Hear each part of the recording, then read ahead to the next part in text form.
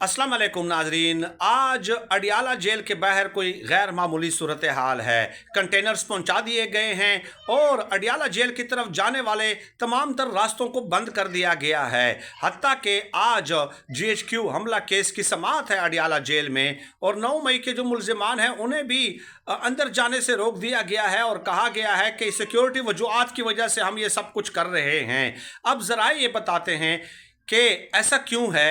ऐसा इसलिए मुमकिन तौर पे हो सकता है कि आज अडियाला जेल के अंदर शायद कोई बड़ी मुलाकातें होने वाली हैं और आज अडियाला जेल से कोई बड़ा ब्रेक थ्रू सामने आ सकता है। इसलिए जो ज़राए बता रहे हैं कि इस तरह के सिक्योरिटी के इंतजाम किए गए हैं। और दूसरी वजह यह है कि देखिए फैसल वावड़ा साहब ये कह रहे हैं कि नून लीग माइनस है, यानी मार्च अप्रैल तक ये माइनस हो सकती है।